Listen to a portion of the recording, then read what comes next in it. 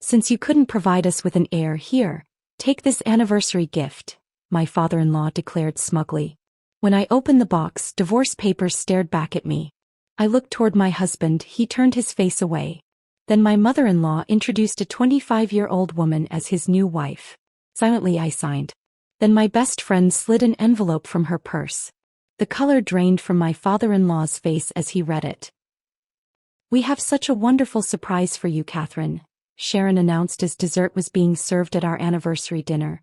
The timing felt deliberate, calculated to catch me off guard when I was relaxed and surrounded by people I trusted. Mason pushed back his chair and stood, commanding attention from every guest at the elegantly set table. The crystal and china I had so carefully arranged suddenly felt like props in a play I had not auditioned for. But let me step back and explain how I arrived at this moment, sitting in that dining room surrounded by family and friends, completely unaware that my world was about to shatter. The morning of our second anniversary had begun with such promise. I woke before dawn, my body buzzing with excitement that made sleep impossible. 2 years. Timothy and I had reached our second anniversary, and tonight we would celebrate with everyone who mattered to us. I slipped out of bed carefully, not wanting to wake my husband, and padded to our kitchen in bare feet.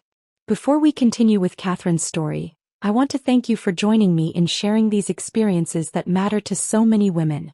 If you believe that every marriage deserves honesty and respect, please consider subscribing. It helps us reach more women who need to hear these stories. Now let's see what Catherine discovered next. The house felt different in those pre-dawn hours, filled with possibility and anticipation.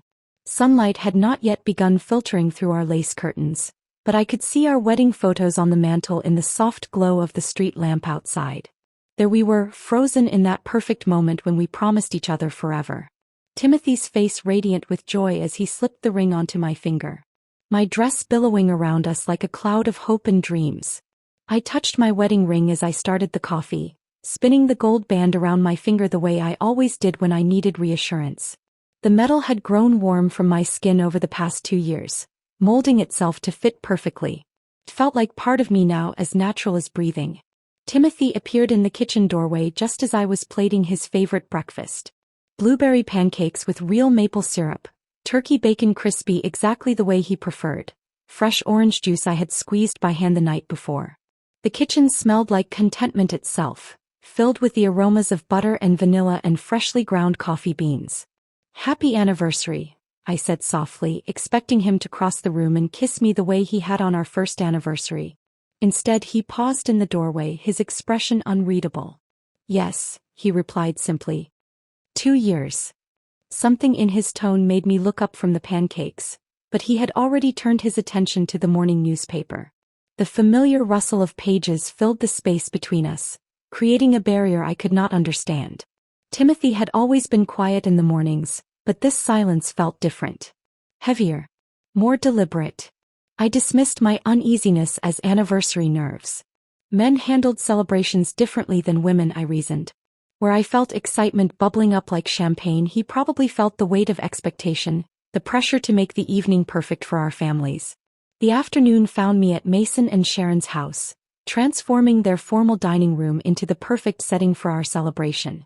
Sharon directed my efforts with her usual mixture of criticism disguised as helpful suggestions, but there was something different about her energy today. She practically vibrated with excitement as we arranged flowers and polished silverware. "You seem particularly happy today," I observed, carefully placing roses in the crystal vase that had been her wedding gift to us. "Oh, Catherine," Sharon replied, and her smile was broader than I had ever seen it. "Tonight is going to be such a special evening. Such a relief, really. We have been anticipating this moment for quite some time." Mason nodded from his leather armchair where he observed our preparations with the satisfaction of a general surveying his troops before battle. 2 years provides adequate time for evaluation, he said, his voice carrying that authoritative tone he used when making pronouncements about family matters. "Tonight we celebrate making necessary decisions." Their words felt warm and inclusive, as if they were finally welcoming me fully into their family circle. I had worked so desperately for this acceptance, enduring countless family dinners where subtle criticisms were delivered with surgical precision. Every holiday gathering where I smiled through pointed questions about grandchildren. Every social event where I felt like I was auditioning for a role I believed I had already earned through marriage. The dining room transformed under our combined efforts, becoming a showcase worthy of the celebration I imagined we were creating. Fresh flowers filled every surface with the scent of roses and baby's breath. Crystal glasses caught the afternoon light and sent tiny rainbows dancing across the pristine white tablecloth. The good china, each piece worth more than most families spent on monthly groceries, gleamed under the chandelier I had spent an hour cleaning to perfection. As guests began arriving that evening, I felt that familiar surge of pride that came with successful entertaining. Our friends and extended family filled the house with laughter and conversation, their voices mixing with the classical music I had selected for background ambience. Everything was proceeding exactly according to plan. Yet as the evening progressed, I began noticing subtle undercurrents I could not quite identify. Guests offered congratulations that felt somehow hollow, their embraces lasting a moment too long as if they were saying goodbye rather than celebrating. Conversations quieted when I approached, and meaningful glances were exchanged when people thought I was not observing. My Aunt Patricia pulled me aside during cocktails, her weathered hands clasping mine with unusual intensity. "Catherine dear, are you feeling well? You look rather pale this evening." "Just excited," I replied, though her question made me suddenly self-conscious. "Anniversary nerves, I suppose." She studied my face with the penetrating gaze she had perfected during her years as a high school principal. "If you ever need anything, Catherine, anything at all, you know you can call me." Her words carried an undertone I could not decipher, as if she were offering help for problems I did not know I had. Before I could ask what she meant, Timothy appeared at my elbow with a forced smile and guided me away to greet other guests. Throughout the cocktail hour, Timothy maintained careful physical distance from me, avoiding the casual touches and shared glances that typically characterized our public interactions. When guests asked about our marriage or future plans, he provided vague responses and quickly redirected conversations to safer topics. His behavior reminded me of someone steeling himself for an unpleasant but necessary task. Dinner proceeded with all the formal elegance Sharon had insisted upon. Course after carefully planned course appeared before our guests, each dish selected to demonstrate sophisticated taste and attention to detail. The conversation flowed as smoothly as the wine, touching on safe topics of weather and community news while carefully avoiding anything too personal or controversial. I should have been enjoying myself, basking in the successful execution of weeks of careful planning. Instead, I found myself studying faces around the table, searching for clues about the strange undercurrents I sensed but could not identify. Everyone seemed to be performing rather than celebrating, as if they were all following a script I had never seen. As dessert was being served, Sharon rose from her seat with the air of someone about to make an important announcement. The chocolate mousse I had specifically requested from the caterer sat untouched before me as my stomach clenched with sudden apprehension. "We have such a wonderful surprise for you, Catherine," she said, and I realized that whatever was about to happen had been carefully orchestrated for this exact moment. The timing, the setting, the audience of people I loved and trusted most in the world. All of it designed to maximize the impact of whatever surprise awaited me. Mason pushed back his chair and commanded attention from every guest at the table. In that moment, surrounded by crystal and china and flowers I had arranged with such care, I finally understood that I was not the host of this celebration. I was its target. The applause died down as Mason settled back into his chair, but the tension in the room remained thick as fog. I forced a smile, my hands trembling slightly as I reached for my water glass. Something fundamental had shifted during his speech, though I could not yet identify what it was. The faces around our dining table wore expressions I could not decipher, anticipation mixed with something that looked uncomfortably like pity. But this moment of unease was not my first warning that something was wrong with my marriage. The signs had been accumulating for weeks, like hairline cracks in a foundation that I had chosen to ignore rather than examine. 3 weeks earlier, I had been organizing our paperwork for tax season when I discovered the first piece of evidence that my perfect marriage was built on lies. Buried beneath insurance documents and utility bills, I found a cell phone statement that did not belong to our family plan. The letterhead was familiar, our wireless company, but the account number was wrong. My hands shook as I studied the itemized charges. Hundreds of text messages and phone calls to a number I had never seen before. The dates and times told a story that made my stomach clench with growing dread. Late-night conversations when Timothy claimed to be sleeping beside me. Afternoon calls during work hours when he supposedly could not be reached. Weekend texts exchanged while he sat in our living room, claiming to be checking work emails. The frequency had increased dramatically over the past 3 months. What began as occasional contact had evolved into daily communication, sometimes lasting for hours. Someone in my husband's life had become important enough to warrant this level of attention, this level of secrecy. When Timothy came home that evening, I was waiting in our kitchen with the phone bill spread across the counter like evidence in a criminal trial. "Can you explain this to me?" I asked, my voice steadier than I felt. Timothy's face went through a series of rapid transformations. Confusion, recognition, guilt, and finally defensive anger. "You went through my personal papers?" "They were mixed in with our joint tax documents," I replied. "I was not snooping. I was organizing." "That is work-related," he said, but his voice lacked conviction. "My boss requires a separate line for certain projects. Confidentiality issues." "Your boss requires you to text at midnight?" Timothy's jaw tightened. "You're being paranoid, Catherine. This kind of suspicious behavior is exactly why our marriage has problems." The accusation hit me like a physical blow. Our marriage had problems? This was news to me, though apparently it was not news to him. "What problems?" "Timothy, I do not understand what is happening here. Everything has to be about you, does not it?" His voice rose with a frustration that seemed to have been building for months. "You question everything I do, everywhere I go, everyone I talk to. It is suffocating." He grabbed his keys from the counter and headed for the door. "I need air. I need space. I need to not be interrogated in my own home." The front door slammed with finality, leaving me alone with the phone bill and the crushing realization that my husband was keeping secrets that required professional-level deception to maintain. 2 days later, the grocery store encounter added another piece to the puzzle I was beginning to recognize. I was selecting vegetables for dinner when I noticed a young woman staring at me with uncomfortable intensity. She was beautiful in that effortless way that made me immediately self-conscious about my own appearance. My hair that never quite held its style, my clothes that suddenly felt frumpy and outdated. "You must be Catherine," she said, approaching with obvious nervousness. "I am sorry, do we know each other?" "I am Judith," she replied, her hands trembling slightly as she introduced herself. "I work with Timothy. He mentions you sometimes." Timothy rarely discussed his colleagues with me, and he certainly had never mentioned anyone named Judith. Her nervousness seemed disproportionate to a casual grocery store encounter. She kept glancing around as if she expected someone to catch us talking. "He told me about your anniversary party," Judith continued. "It sounds like it will be lovely." This struck me as particularly odd. Timothy had been reluctant to discuss our celebration, claiming he preferred private moments to public displays. Why would he share details with a coworker he had never mentioned? "How thoughtful of him to talk about our marriage at work," I said carefully, studying her face for clues about what she was not telling me. Judith's smile faltered. "Oh, he does not really discuss your marriage. He talks about other things. Personal things." She paused, seeming to realize she had revealed too much. "I should go.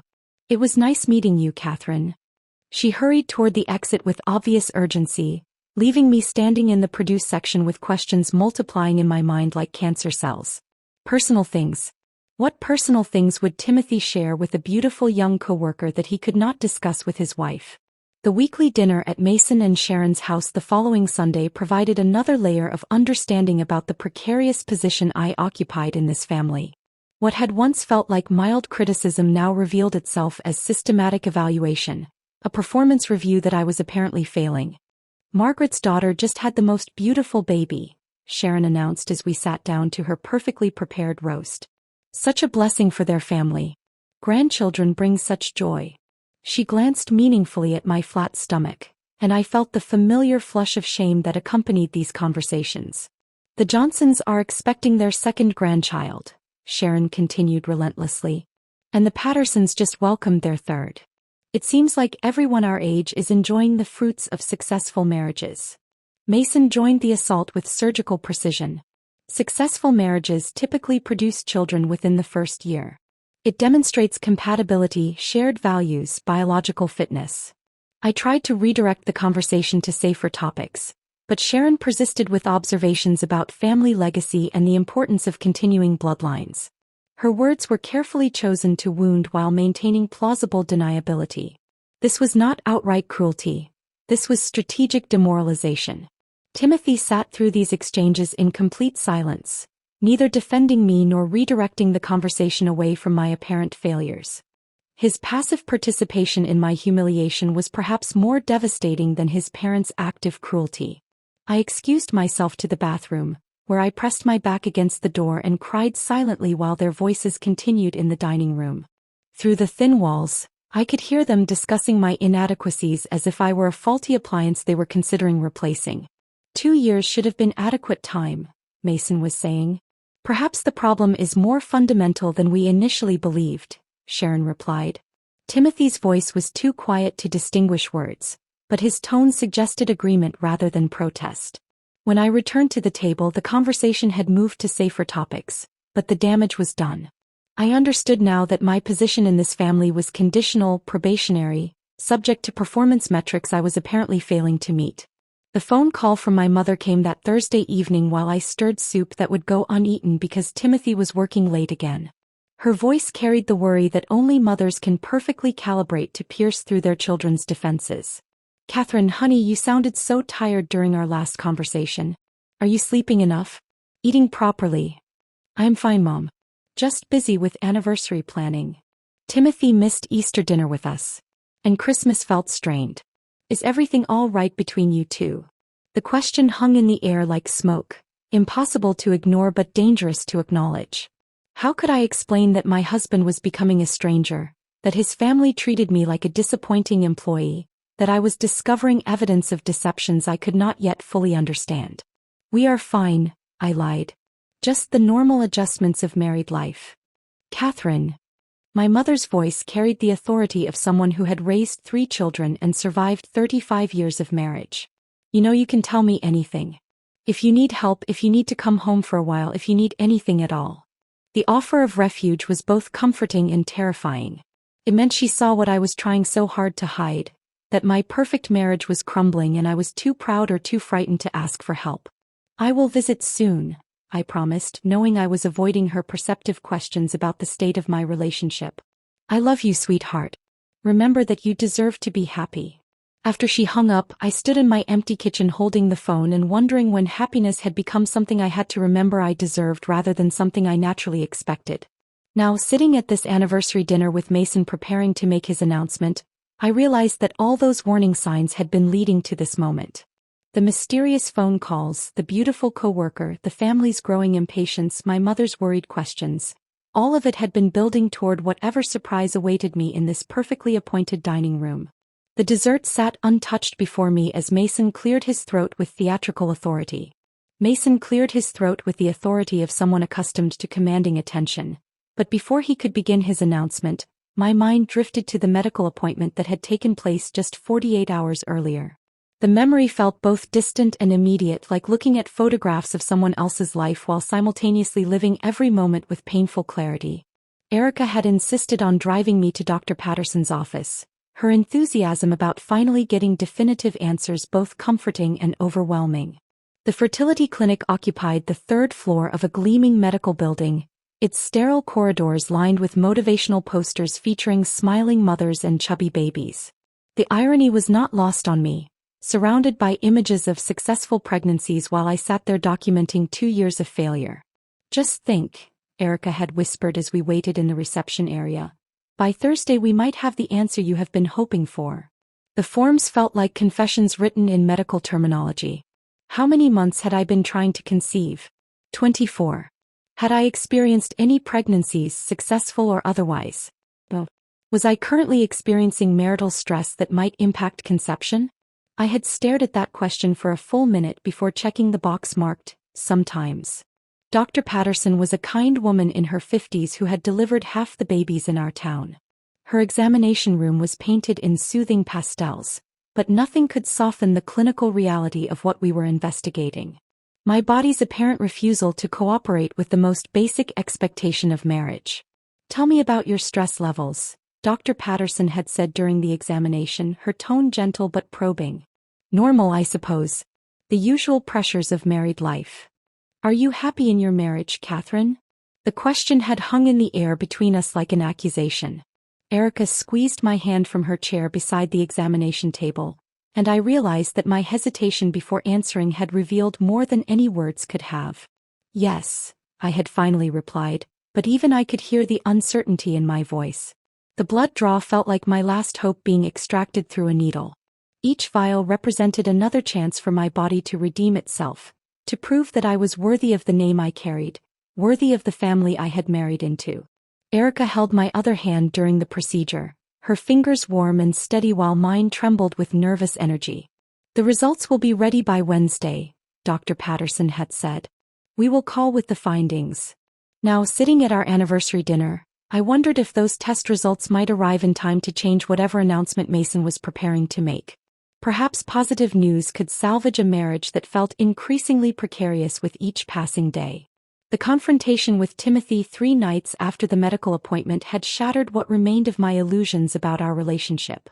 I had approached him in our bedroom as he prepared for sleep, armed with brochures about fertility treatments and a desperate hope that medical intervention might bridge the growing chasm between us. Timothy, I have been thinking about what Dr. Patterson said. There are options we have not explored yet. Treatments that might help us conceive. His response was immediate and devastating in its coldness. Maybe we are not meant to have children together, Catherine. Maybe this is our bodies telling us something we should listen to. The words struck me like physical blows. What are you saying? I am saying that perhaps this marriage was a mistake from the beginning. Perhaps we have been trying to force something that was never meant to work. I stared at this stranger who wore my husband's face but spoke with the voice of someone who had already departed from our relationship emotionally. Is there someone else, Timothy? His silence stretched between us like a guilty verdict. When he finally spoke, his voice was flat and final. I think I should sleep in the guest room tonight. We both need space to think about what we really want.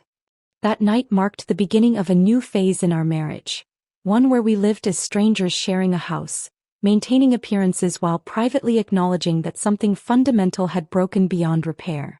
The discovery of Mason and Sharon's true feelings about me came during a routine family gathering the following Sunday.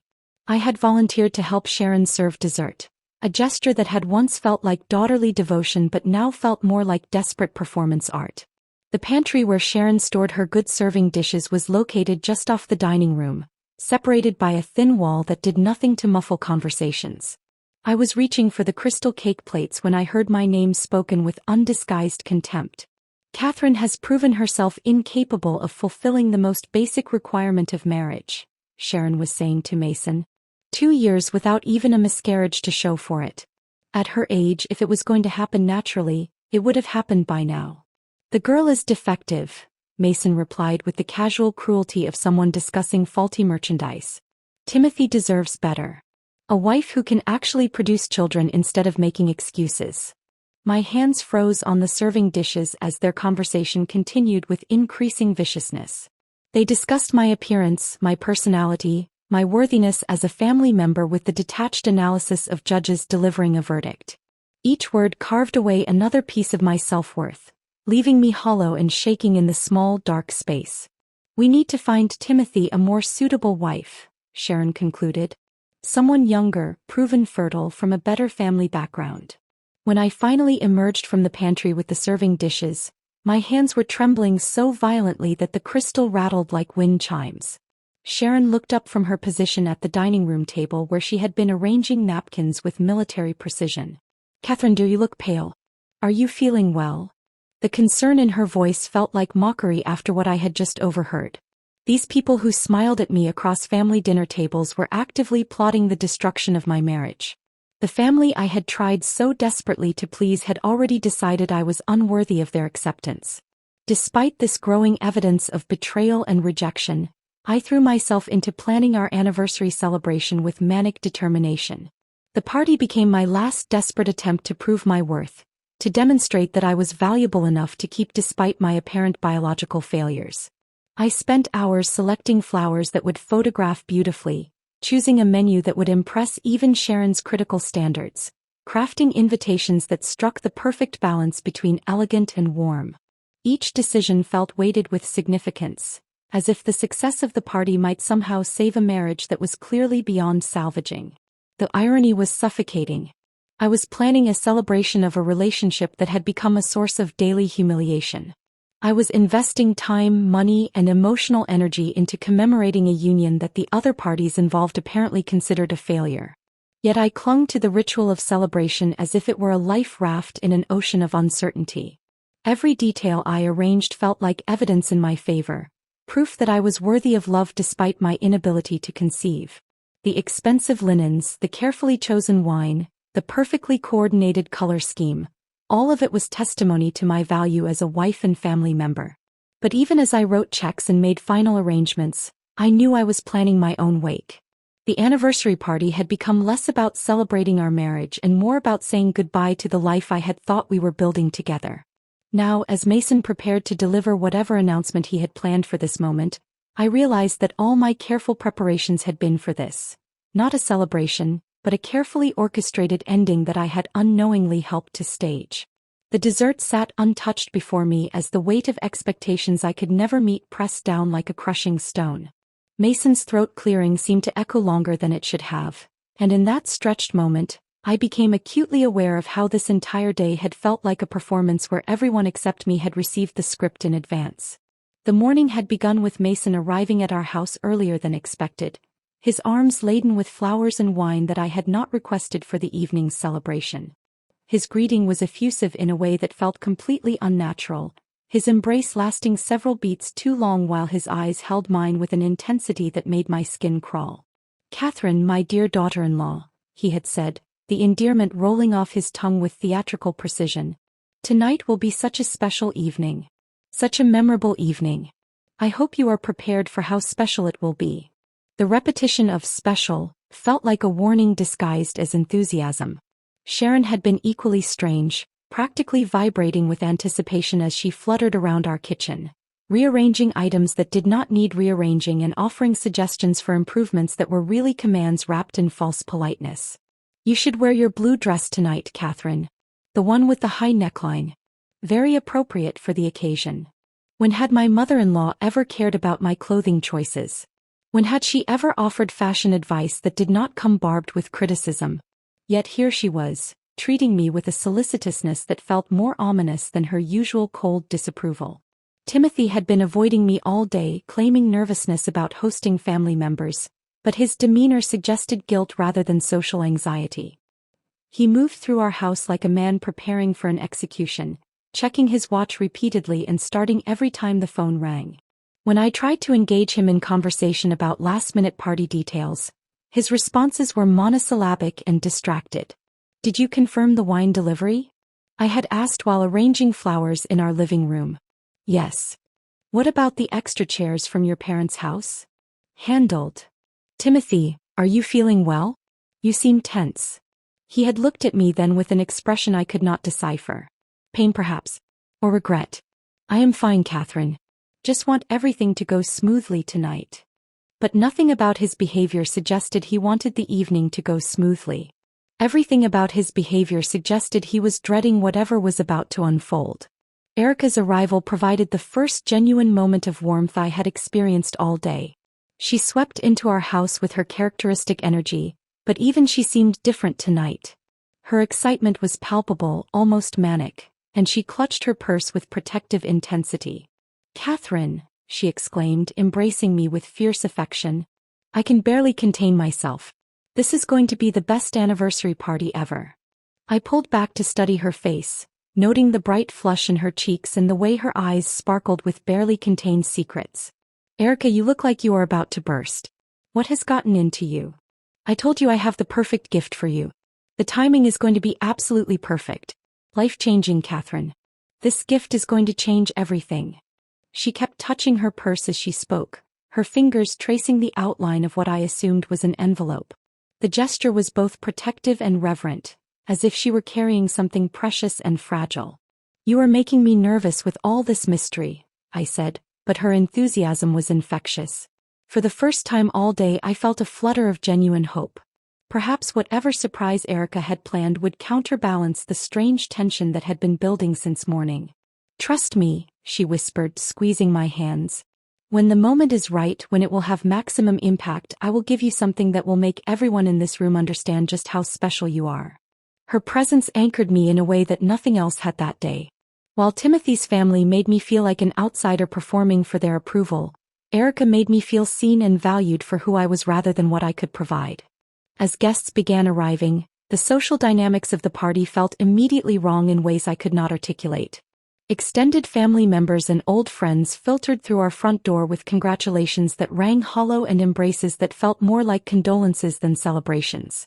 My cousin Michael, usually boisterous at family gatherings, seemed subdued and kept avoiding eye contact when he spoke to me. "Congratulations, Catherine. I hope tonight brings you everything you deserve." Everything I deserved? Why did that sound less like a blessing and more like a threat?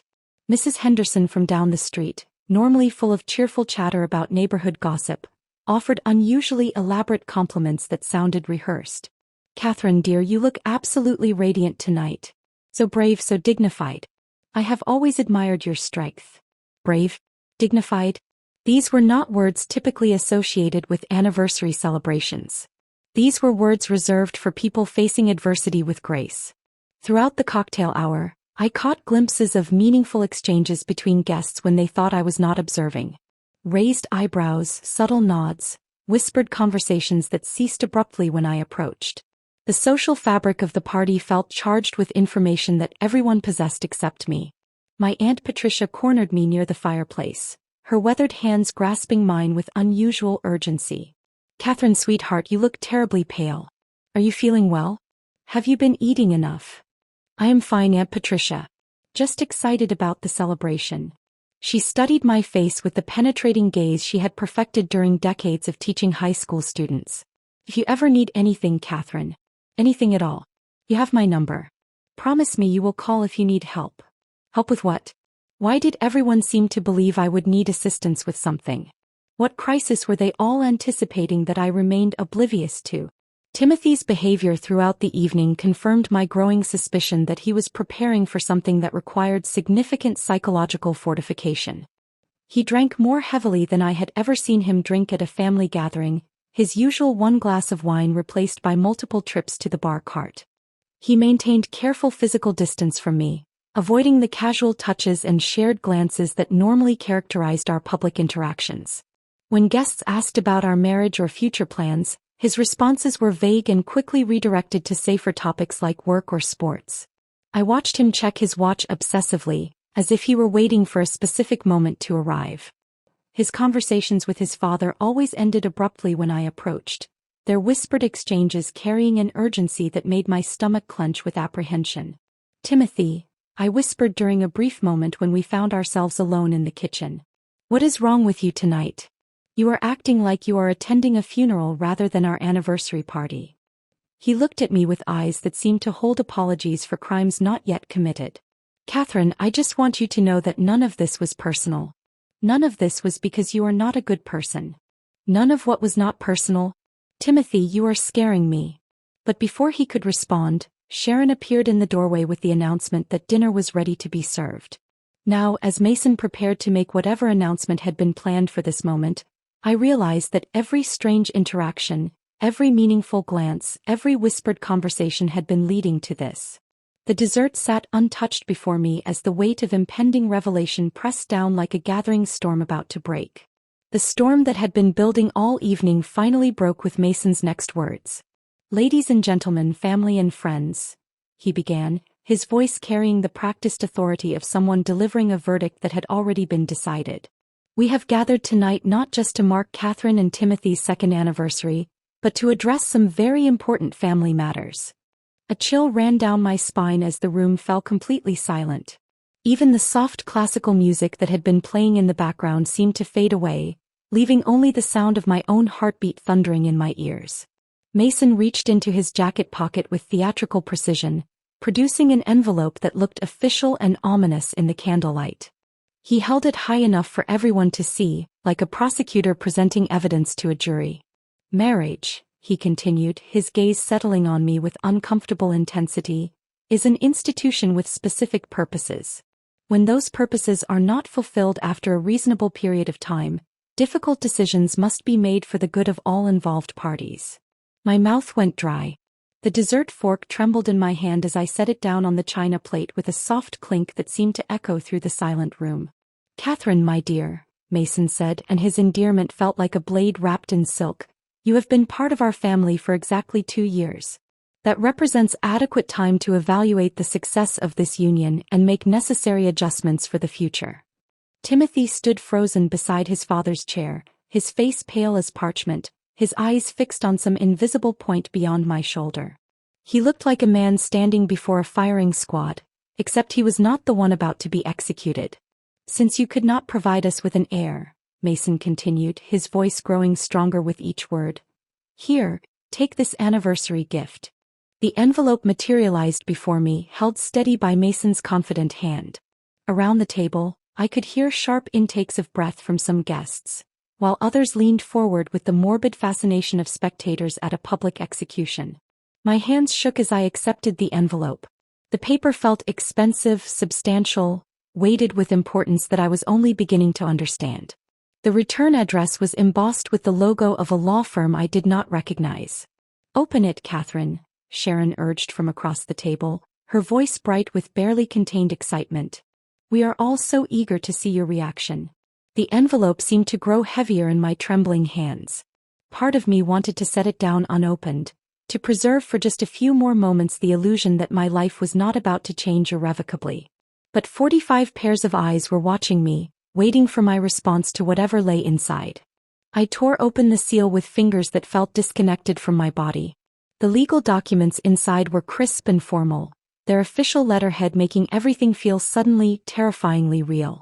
"Petition for dissolution of marriage," I read aloud, my voice barely above a whisper.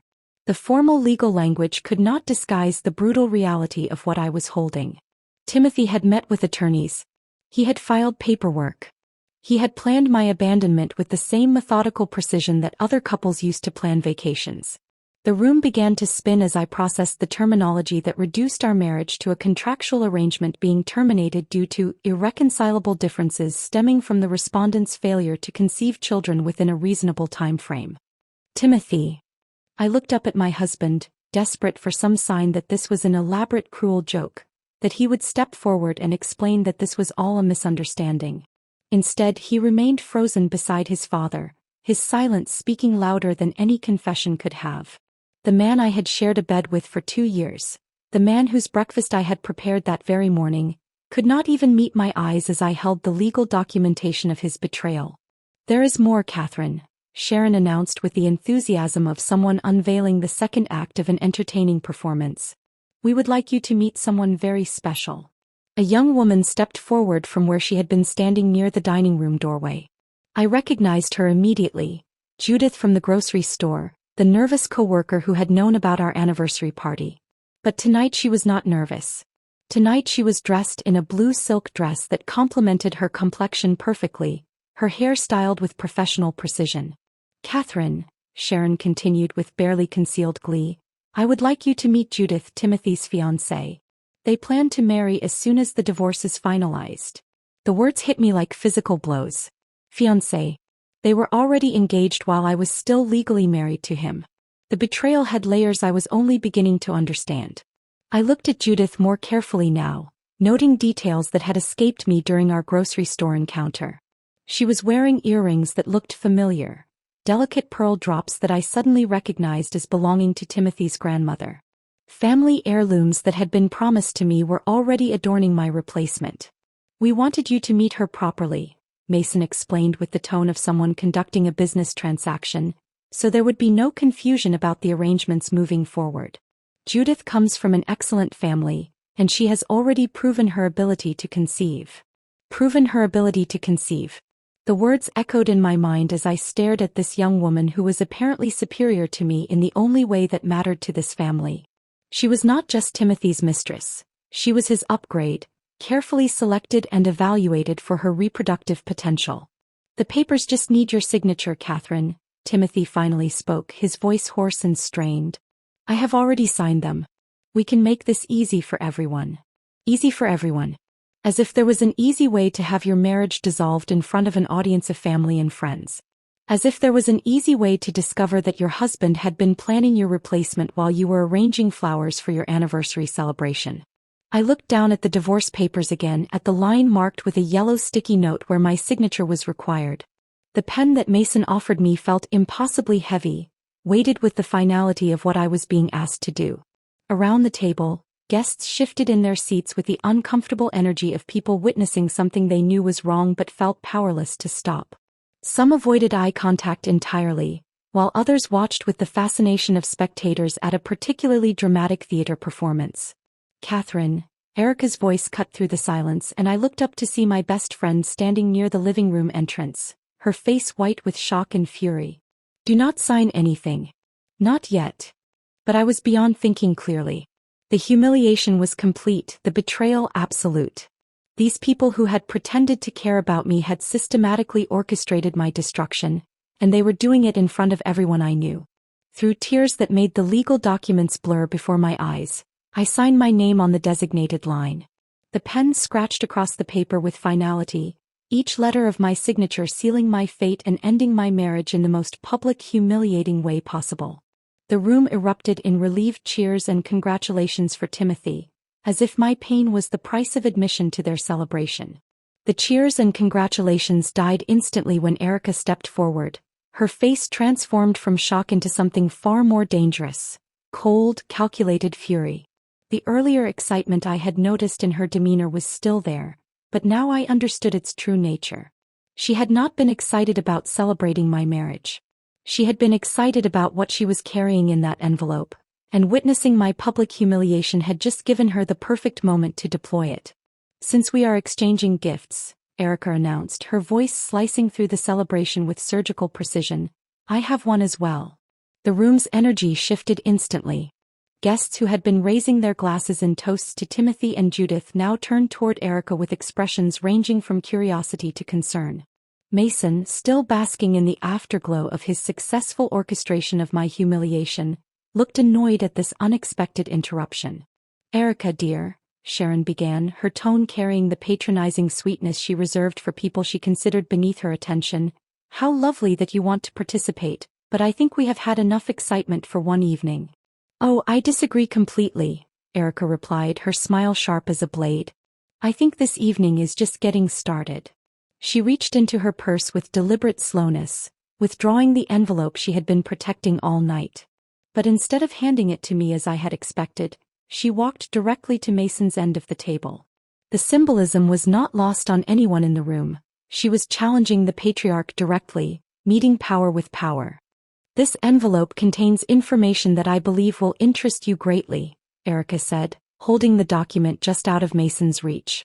Information about your daughter-in-law that might have influenced your decision-making tonight. Had you bothered to gather all the facts before proceeding with this performance? Mason's confidence faltered for the first time all evening. Young lady, I do not know what game you think you are playing, but... No game, Erica interrupted, her voice growing stronger with each word. Just truth. Something that seems to be in short supply in this family. She placed the envelope on the table directly in front of Mason, her movements deliberate and controlled. Open it. The room held its collective breath as Mason reached for the envelope with hands that were no longer quite steady. His earlier theatrical confidence was beginning to crack, replaced by the first stirrings of uncertainty. He tore open the seal and withdrew the single sheet of paper inside. I watched his face as he read, witnessing a transformation that was both terrible and satisfying. The color drained from his cheeks as if someone had opened a valve and let all the blood run out of his body. His triumphant smile dissolved like sugar in rain, replaced by an expression of dawning horror. What does it say? Sharon demanded, her voice sharp with anxiety as she watched her husband's face crumble. Mason's hands began to tremble, the paper rustling like autumn leaves in a windstorm. His eyes darted between the medical report and my tear-streaked face, his mind clearly struggling to process the magnitude of what he had just done. It is a pregnancy test, he whispered, the words barely audible above the suddenly oppressive silence in the room. Catherine is pregnant.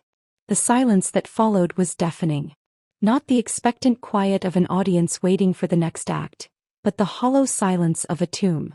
Guests who had been celebrating moments before now stared in shock and growing horror as the implications of the evening's events began to sink in. Positive, Erica clarified, her voice carrying clearly through the stunned quiet. Confirmed by blood test 48 hours ago. Catherine is carrying your grandchild, Mason. The heir you claimed she could never provide. I found my voice then, drawing strength from somewhere deep inside myself that I had not known existed. Through my tears and heartbreak, I summoned every ounce of dignity I had left and spoke with a clarity that surprised even me. Congratulations, I said, looking directly at Mason with eyes that no longer held submission or the desperate desire for his approval. You just gave away your grandchild. The power shift in the room was immediate and complete. Mason, who had commanded the evening with such authoritative confidence, now looked like a man facing his own execution. The signed divorce papers that had represented his victory moments before now became evidence of his devastating miscalculation. Catherine, he stammered, his voice breaking on my name. Catherine, we did not know. We had no idea. Surely we can. Can what? I asked, my voice growing stronger with each word. Can undo the papers I just signed in front of 45 witnesses? Can pretend this evening never happened? Can take back the humiliation you orchestrated for your own entertainment? Timothy finally found his voice, stepping forward with his hands outstretched in a gesture that was both pleading and pathetic. Catherine, please. We can work this out. The papers do not have to be filed. We can tear them up right now. Work what out, Timothy? I asked, and the irony of the situation was so sharp it was almost funny.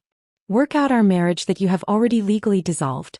Work out your relationship with Judith, who is wearing your grandmother's earrings and planning to move into our house. Judith, who had been standing beside Sharon like a trophy on display, now looked like she wanted to disappear into the wallpaper. The triumph she had worn so confidently moments before had evaporated, replaced by the uncomfortable realization that she had participated in the destruction of a pregnant woman's marriage. This is all a misunderstanding, Sharon interjected, her voice rising with desperate pitch. An unfortunate timing issue. We can make this right. We can. You can what? Erica interrupted, her fury now fully unleashed. You can undo the legal documents. You can erase the public humiliation. You can magically transform this celebration back into what Catherine thought it was. Mason was now openly begging, his earlier arrogance completely evaporated. Catherine, please. You must understand. We thought we were doing what was best for everyone. We thought. You thought wrong, I said simply. You thought you could dispose of me like defective merchandise and replace me with a newer model. You thought you could orchestrate my humiliation for your entertainment. You thought you could destroy my life without consequences. The legal reality of the signed documents was sinking in around the room. Even if I wanted to forgive this betrayal, even if I wanted to attempt reconciliation, the divorce papers created a legal barrier that could not be simply wished away. The wheels of dissolution were already in motion, set in stone by signatures and witnesses. The papers are signed, I continued, my voice steady despite the tears still streaming down my face. The marriage is over. And your grandchild will never know the family that threw him away before he was even born. The celebration that had begun with such cruel joy was now awake, mourning the death of relationships and possibilities that could never be resurrected. The silence that followed my declaration stretched like a taut wire ready to snap. Around the dining room table, 45 faces stared at me with expressions ranging from shock to pity to dawning understanding of what they had just witnessed. But I was done being the object of their scrutiny, done being the victim of their entertainment. Erica appeared at my side as if summoned by some invisible signal, her arms sliding through mine with protective determination. Come on, she whispered, her voice gentle but firm. We are leaving. Catherine, please, Timothy called out as I pushed back my chair, the legs scraping against the hardwood floor with a sound that seemed to echo through the sudden chaos. We can fix this. We can make this right. I turned to look at him one last time, this man who had shared my bed and my dreams and my morning coffee ritual. His face was pale with panic, his hands reaching toward me in a gesture that was 2 years too late. Fix what, Timothy?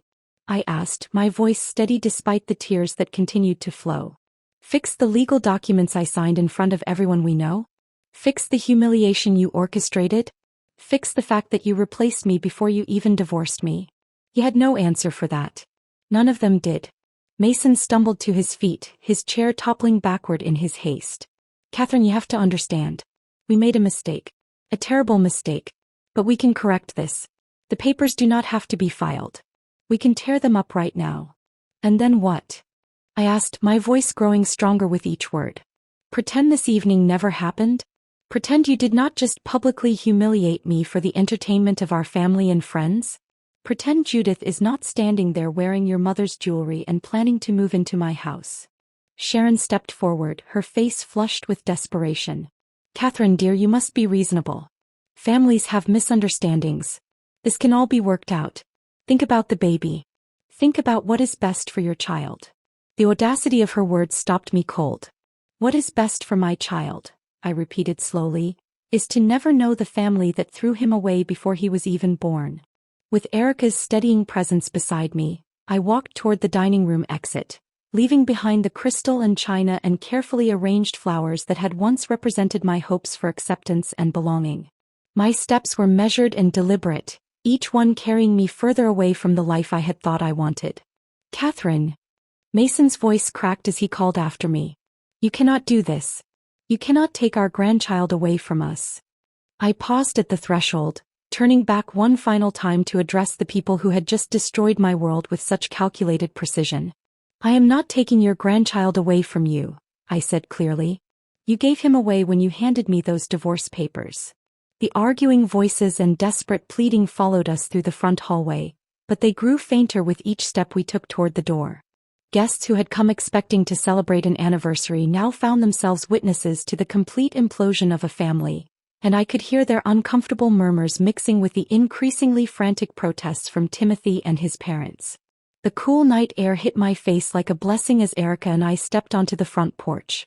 After the suffocating atmosphere of betrayal and cruelty inside Mason and Sharon's house, the October evening felt clean and purifying. I breathed deeply, filling my lungs with air that did not carry the weight of disappointment and judgment. Do not look back, Erica whispered as she guided me toward her car parked at the curb. Do not give them the satisfaction of seeing you hesitate. I kept my eyes fixed forward, focused on the red taillights of cars lining the street, on the porch lights of neighboring houses where other families were probably enjoying normal Tuesday evenings without drama or betrayal or public humiliation. With each step away from that house, I felt something lifting from my shoulders. A weight I had carried for so long that I had forgotten what it felt like to walk without it. Behind us, the front door opened and Timothy's voice carried across the yard. Catherine, please, do not do this. But I was already climbing into Erica's passenger seat, already closing the door on that chapter of my life with a firm click that felt more final than any divorce papers could. Erica started the engine and pulled away from the curb with careful precision, her driving unusually slow and deliberate. In the safety of her car, surrounded by the familiar scent of her vanilla perfume and the soft jazz music playing on her radio, I finally allowed myself to completely fall apart. The sobs came from somewhere deep inside me, the kind of crying that involves your entire body and leaves you gasping for breath between waves of grief. 2 years of marriage, 2 years of trying to earn approval that was never going to come, 2 years of believing I was building something permanent with someone who was secretly planning my replacement. Let it out, Erica said softly, reaching across to squeeze my hand while keeping her eyes on the road. Let it all out.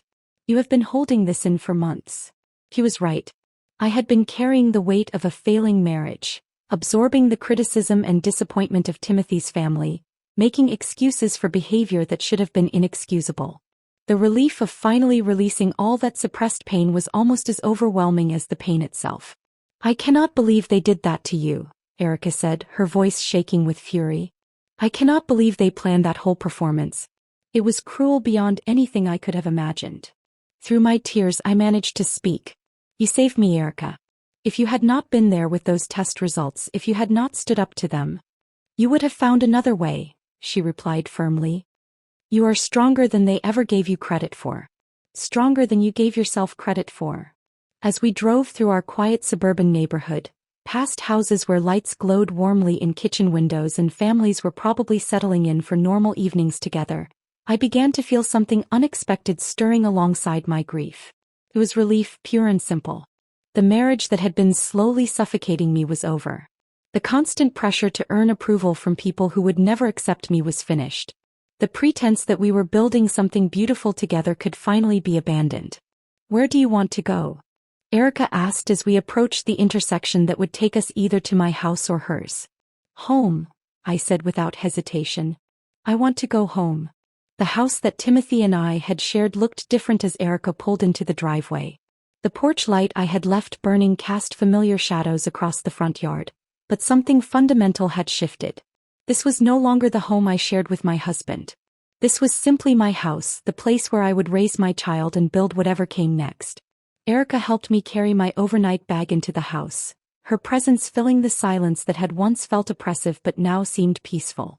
As I moved through rooms that contained 2 years of shared memories with Timothy, I realized that the house no longer felt like a shrine to a failed marriage. It felt like the beginning of something entirely new.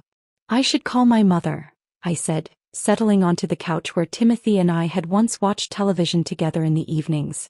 The familiar furniture looked different now, transformed by the knowledge that I would be the only adult making decisions about what happened within these walls. Erica nodded, squeezing my shoulder before heading to the kitchen. "I will make us some tea while you talk to her. Take your time." Despite the late hour, my mother answered on the second ring, her voice immediately alert with maternal concern. "Catherine, sweetheart, it is nearly midnight. Is everything all right?" The question opened a floodgate of words that I had not realized were waiting to pour out. I told her everything. The mysterious phone bills, the grocery store encounter with Judith, the cruel comments at family dinners, and finally the devastating anniversary party that had ended with divorce papers and pregnancy test results creating chaos in equal measure. "Oh, my dear child," my mother whispered when I finished, her voice thick with emotion. "I knew something was wrong. I could hear it in your voice during our last few conversations. But I never imagined they would treat you with such calculated cruelty." Her validation of my experience felt like medicine for wounds I had not known how to treat. "Mom, I am pregnant. The baby they said I could never give them is growing inside me right now." The joy in her voice was immediate and uncomplicated. "Catherine, that is wonderful news. You are going to be a magnificent mother. That child is so lucky to have you."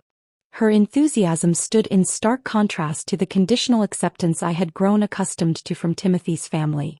My mother's love for her future grandchild required no performance metrics or biological proof of worthiness. It simply existed, pure and unconditional. "I want to come stay with you for a while," she continued. "Help you get settled, prepare for the baby. You should not have to go through this alone." For the first time in months, I felt genuinely excited about the future. "I would love that, Mom. I really would." The months that followed my mother's arrival were unlike anything I had experienced during my marriage. Freed from the constant stress of trying to earn approval that would never come, my body responded to pregnancy with remarkable resilience. Dr. Patterson commented during each appointment about how much healthier and more relaxed I appeared. "Whatever changes you have made in your life," she said during my 5-month checkup, "they are working beautifully. Your blood pressure is perfect, your weight gain is exactly on track, and honestly, you just look radiant." The pregnancy became a celebration rather than a source of anxiety. Erica organized a baby shower that filled my living room with genuine friends who offered support without conditions. My mother painted the nursery in soft yellow and green, creating a sanctuary that felt warm and welcoming rather than pressured by expectations of producing the next generation of a particular bloodline. When Timothy attempted to contact me through various channels during those months, my lawyer made it clear that the divorce proceedings would continue as planned and that he had no legal claim to involvement in my pregnancy. The signed papers from that devastating evening had created an ironclad barrier that protected both me and my child from further interference. Labor began on a Tuesday morning in late spring, nearly 8 months after the anniversary party that had changed everything. Erica and my mother flanked my hospital bed, offering encouragement and support through each contraction. The delivery room filled with love and anticipation, but it was love freely given rather than love conditional on performance or biological success. When my son finally arrived, healthy, beautiful, and perfect, I felt a completeness that had never existed during my marriage. Holding him for the first time, I understood that this was what unconditional love felt like. Not the desperate scrambling for approval that had characterized my relationship with Timothy's family, but simple, pure acceptance of another human being exactly as they were. "He is gorgeous," Erica whispered, tears streaming down her face as she looked at the baby I had named David Erica Miller. "Absolutely perfect." The middle name honored the friendship that had saved me during my darkest hour, ensuring that my son would always carry a reminder of what true loyalty looked like. David would grow up knowing that the most important relationships in life were chosen rather than assigned by biology or marriage certificates. The hospital room filled with flowers and gifts from people who celebrated his arrival without reservation. My mother's church friends, Erica's co-workers, neighbors who had watched my marriage crumble and wanted to support my new beginning. None of them questioned his worth based on bloodlines or family heritage. They simply welcomed a new life into the world with joy. Timothy and his family made no attempt to contact me after David's birth, apparently understanding that the bridge between us had been permanently burned. The legal documents that had once represented my humiliation now served as protection, ensuring that my son would never be subjected to the conditional love and constant evaluation that had made my own life with them so miserable.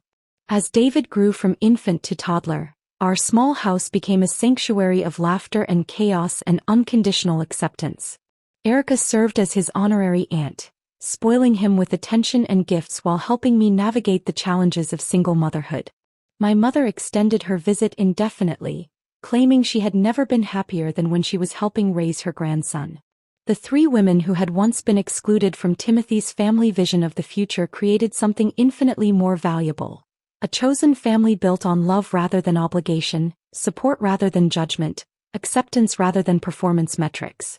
Now years later, I sit in my backyard garden watching David chase butterflies with the fearless enthusiasm of a 4-year-old who has never known rejection.